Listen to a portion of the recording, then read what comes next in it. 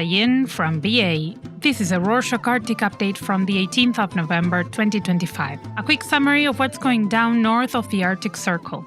The eyes of the world and the hopes of a healthier climate are all turned toward Brazil as the 2025 United Nations Climate Change Conference, known as COP30, takes place.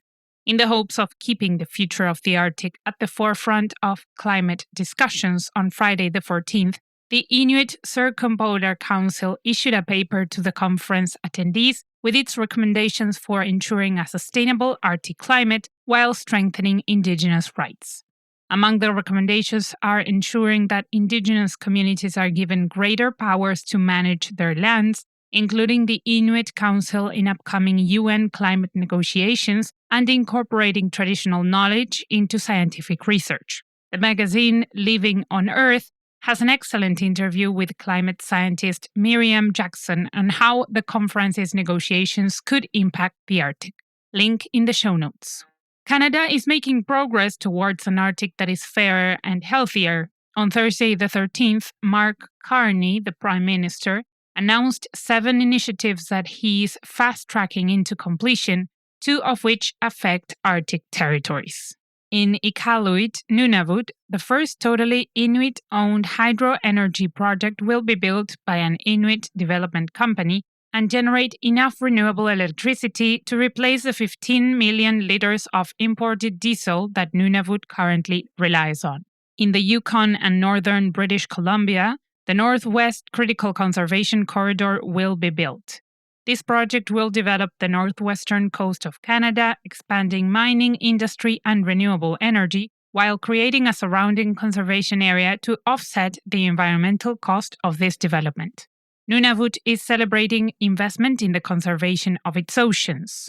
On Thursday the 13th, the Qikiqtani Inuit Association, which represents most of Nunavut's Inuit communities, announced the finalization of a landmark agreement with the federal government and several charitable trusts that will invest about $200 million in Inuit-led ocean conservation.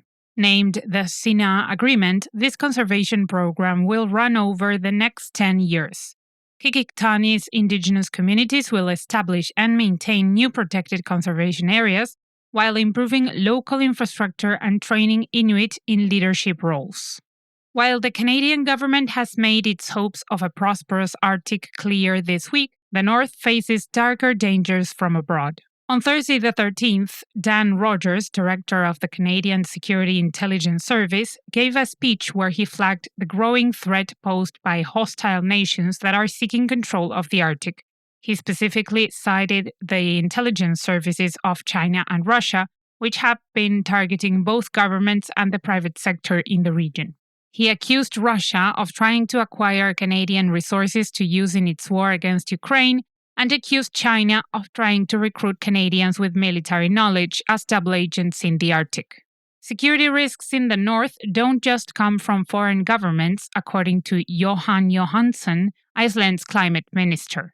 On Wednesday the 12th, he told Reuters that the theorized collapse of the AMOC, the major Atlantic Ocean current system, has been designated as a national security concern and an existential threat to Iceland's very survival. Scientists have seen that climate change is causing ocean currents to change rapidly and believe that if the Atlantic Ocean's main current system collapses, it could plunge northern Europe into a new ice age. This Atlantic collapse is exactly how Earth's last ice age began, and we could be heading there again.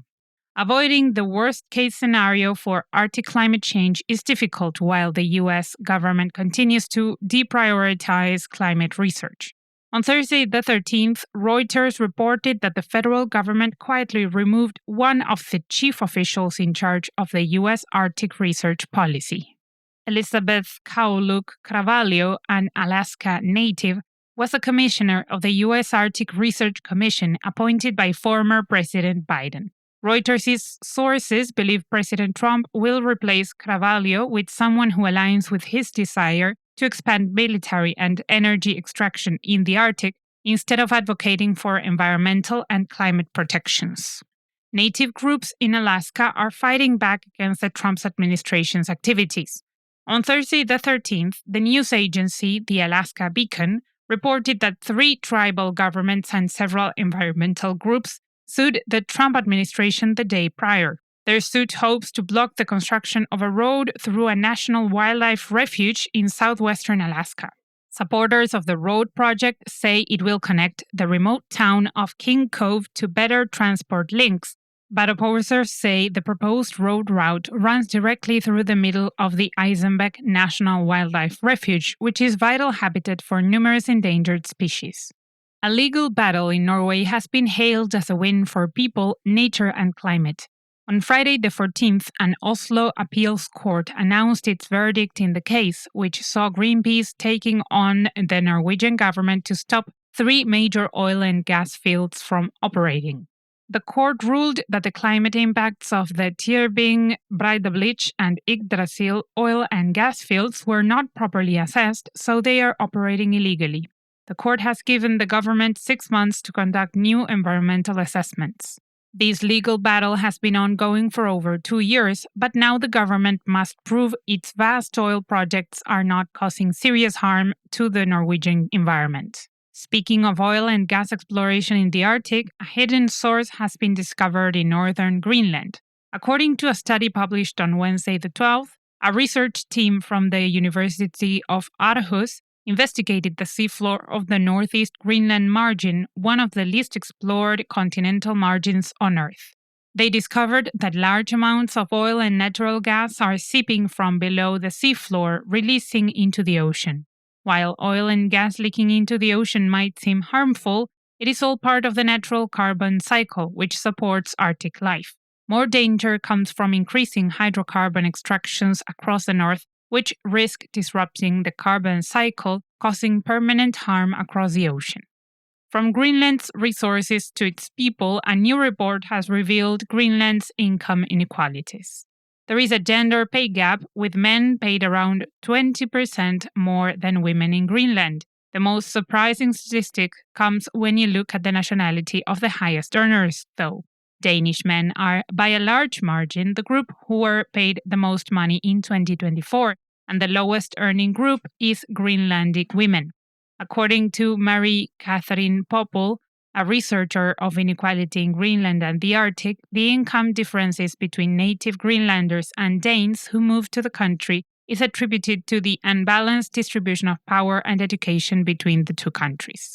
In the Faroe Islands, one of the most ambitious construction projects in the country's history is at risk of collapse. The Faroese Economic Council said on Friday the 14th that it will not invest in the Southern Island Tunnel project, which is intended to connect the island of Suðuroy to the main islands, due to the high costs of almost $800 million. Suðuroy is the nation's southernmost island and can only be reached by a ferry, meaning the island and its 4,500 residents are disconnected from easy access to Faroese services.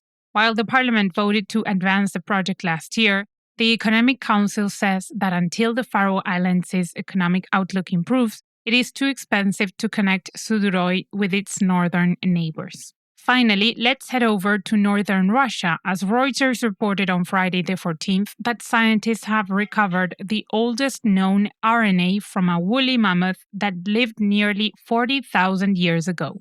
The find is remarkable because RNA is far more fragile than DNA, and until now, the oldest known sample was only 14,000 years old. This breakthrough lets researchers peer into the mammoth's full metabolic landscape, offering an unprecedented look at its biology. The analysis shows the animal was a male, stood about 5 feet, 1.6 meters tall, and had been attacked by a cave lion shortly before it died, details once thought impossible to uncover.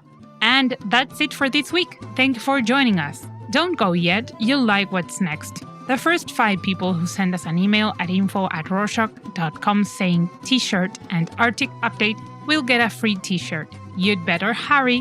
Ha det!